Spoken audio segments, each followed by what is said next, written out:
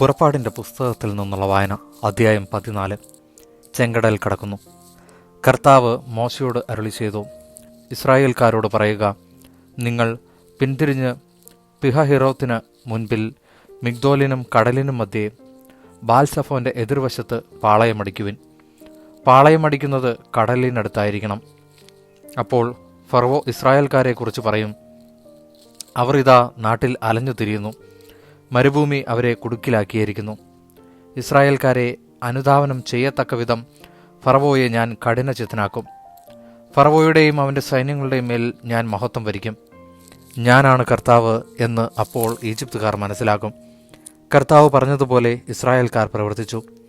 ഇസ്രായേൽക്കാർ പോയ വിവരം ഈജിപ്ത് രാജാവ് അറിഞ്ഞപ്പോൾ അവനും സേവകർക്കും അവരോടുണ്ടായിരുന്ന മനോഭാവം മാറി. അവർ പറഞ്ഞു, നാം എന്താണ് ചെയ്തത്? നമ്മുടെ അടിമകളായ ഇസ്രായേൽക്കാരെ വിട്ടയച്ചിരിക്കുന്നു. ഫറവോ തൻ്റെ രഥമൊരുക്കി സൈന്യങ്ങളെ സജ്ജമാക്കി. ഏറ്റവും മികച്ച 600 രഥങ്ങളും ഈജിപ്തിലെ മറ്റെല്ലാ രഥങ്ങളും അവയുടെ നായകന്മാരെയും അവൻ കൂടെ കൊണ്ടുപോയി. ഈജിപ്തിലെ രാജാവായ ഫറവോയെ കർത്താവ് കഠിനചിത്തനാക്കി. ധൈര്യപൂർവ്വം മുന്നോട്ട് പോയിക്കൊണ്ടിരുന്ന ഇസ്രായേൽക്കാരെ ഈജിപ്തുകാർ പിന്തുടർന്നു. ഫറവോയുടെ തേരുകളും കുതിരകളും കുതിരപ്പടയാളികളും സൈന്യം മുഴുവനും കടൽ തീരത്ത് പിഹഹിറോത്തിന് അരികെ ബാൽസഫോന്റെ എതിർവശത്ത് പാളയമടിച്ച ഇസ്രായേൽക്കാരുടെ സമീപം എത്തിച്ചേർന്നു. ഫറവോ സമീപിച്ചു കൊണ്ടിരുന്നപ്പോൾ ഇസ്രായേൽ ജനം കണ്ണുകളുയർത്തി നോക്കി. തങ്ങളെ പിന്തുടരുന്ന ഈജിപ്തുകാരെ അവർ കണ്ടു. ഭയവിഹ്വലരായ ഇസ്രായേൽക്കാർ കർത്താവിനെ വിളിച്ച് പ്രാർത്ഥിച്ചു. അവർ മോശയോട് ചോദിച്ചു, ഈജിപ്തിൽ ശവക്കുഴികളില്ലാഞ്ഞിട്ടാണോ നീ ഞങ്ങളെ മരുഭൂമിയിൽ കിടന്നു മരിക്കാൻ കൂട്ടിക്കൊണ്ടുവന്നിരിക്കുന്നത്? നീ എന്താണ് ഞങ്ങളോട് ചെയ്തത്? ഈജിപ്തിൽ നിന്ന് എന്തിനാണ് ഞങ്ങളെ പുറത്തു കൊണ്ടുവന്നത്? ഞങ്ങളെ തനിയെ വിട്ടേക്കൂ, ഞങ്ങൾ ഈജിപ്തുകാർക്ക് വേല ചെയ്തു കഴിഞ്ഞുകൊള്ളാം എന്ന് ഈജിപ്തിൽ വെച്ച് ഞങ്ങൾ നിന്നോട് പറഞ്ഞതല്ലേ? ഈജിപ്തുകാർക്ക് അടിമവേല ചെയ്യുകയായിരുന്നു മരുഭൂമിയിൽ കിടന്ന് മരിക്കുന്നതിനേക്കാൾ മെച്ചം. മോശ ജനത്തോട് പറഞ്ഞു, നിങ്ങൾ ഭയപ്പെടാതെ ഉറച്ചു നിൽക്കുവിൻ. നിങ്ങൾക്ക് വേണ്ടി ഇന്ന് കർത്താവ് ചെയ്യാൻ പോകുന്ന രക്ഷാകൃത്യം നിങ്ങൾ കാണും. ഇന്ന് കണ്ട ഈജിപ്തുകാരെ ഇനിമേൽ നിങ്ങൾ കാണുകയില്ല. കർത്താവ് നിങ്ങൾക്ക് വേണ്ടി യുദ്ധം ചെയ്തുകൊള്ളും. നിങ്ങൾ ശാന്തരായിരുന്നാൽ മതി. കർത്താവ് മോശയോട് പറഞ്ഞു, നീ എന്തിന് എന്നെ വിളിച്ച് കരയുന്നു? മുൻപോട്ട് പോകാൻ ഇസ്രായേൽക്കാരോട് പറയുക. നിന്റെ വടി കയ്യിലെടുത്ത് കടലിനു മീതെ നീട്ടി അതിനെ വിഭജിക്കുക. ഇസ്രായേൽക്കാർ കടലിന് നടുവെ വരണ്ട നിലത്തിലൂടെ കടന്നു പോകട്ടെ. ഞാൻ ഈജിപ്തുകാരെ കഠിനചിത്തരാക്കും. അവർ നിങ്ങളെ പിന്തുടരും. ഞാൻ ഫറവോയുടെയും അവൻ്റെ സൈന്യങ്ങളുടെയും തേരുകളുടെയും കുതിരപ്പടയാളികളുടെയും മേൽ മഹത്വം നേടും. ഫറവോയുടെയും അവൻ്റെ രഥങ്ങളുടെയും അശ്വസേനയുടെയും മേൽ ഞാൻ മഹത്വം വരിക്കുമ്പോൾ ഞാനാണ് കർത്താവ് എന്ന് ഈജിപ്തുകാർ മനസ്സിലാക്കും. ഇസ്രായേൽ ജനത്തിൻ്റെ മുൻപേ പോയിക്കൊണ്ടിരുന്ന ദൈവദൂതൻ അവിടെ നിന്നു മാറി അവരുടെ പിൻപേ പോകുവാൻ തുടങ്ങി. മേഘസ്തംഭവും മുമ്പിൽ നിന്നു മാറി പിൻപിൽ വന്നു നിന്നു. അത് ഈജിപ്തുകാരുടെയും ഇസ്രായേൽക്കാരുടെയും പാളയങ്ങൾക്കിടയിൽ വന്നു നിന്നു. മേഘം ഇരുട്ട് നിറഞ്ഞതായിരുന്നു. അതിനാൽ ഒരു കൂട്ടർക്ക് മറ്റവരെ സമീപിക്കാനാവാതെ രാത്രി കഴിഞ്ഞു.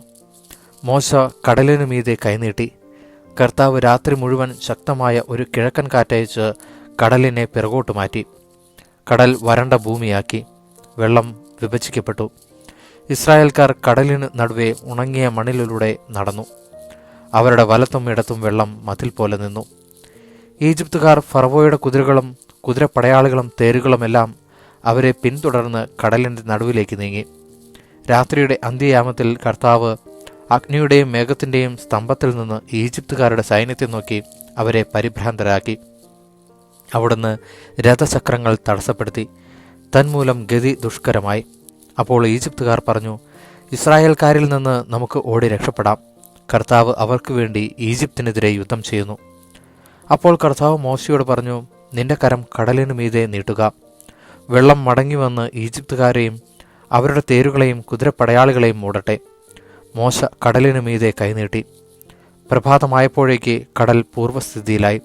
ഈജിപ്തുകാർ പിന്തിരിഞ്ഞോടിയത് അതിനു മധ്യത്തിലേക്കാണ്. അങ്ങനെ കർത്താവ് ഈജിപ്തുകാരെ നടുക്കടലിൽ ആഴ്ത്തി. ഇസ്രായേൽക്കാരെ പിന്തുടർന്ന് കടലിറങ്ങിയ തേരുകളെയും കുതിരപ്പടയാളികളെയും ഫറവോയുടെ സൈന്യം മുഴുവനെയും കടൽ വെള്ളം മൂടിക്കളഞ്ഞു. അവരിൽ ആരും അവശേഷിച്ചില്ല. എന്നാൽ ഇസ്രായേൽക്കാർ കടലിന് നടുവെ വരണ്ട ഭൂമിയിലൂടെ നടന്നുപോയി. അവരുടെ വലത്തും ഇടത്തും വെള്ളം മതിൽ പോലെ നിലകൊണ്ടു. അങ്ങനെ ആ ദിവസം കർത്താവ് ഇസ്രായേൽക്കാരെ ഈജിപ്തുകാരിൽ നിന്ന് രക്ഷിച്ചു. ഈജിപ്തുകാർ കടൽ തീരത്ത് മരിച്ചു കിടക്കുന്നത് ഇസ്രായേൽക്കാർ കണ്ടു. കർത്താവ് ഈജിപ്തുകാർക്കെതിരെ ഉയർത്തിയ ശക്തമായ കരം ഇസ്രായേൽക്കാർ കണ്ടു. ജനം കർത്താവിനെ ഭയപ്പെട്ടു. കർത്താവിനെയും അവിടുത്തെ ദാസനായ മോശയെയും വിശ്വസിക്കുകയും ചെയ്തു. ദൈവവചനമാണ് നാം കേട്ടത്.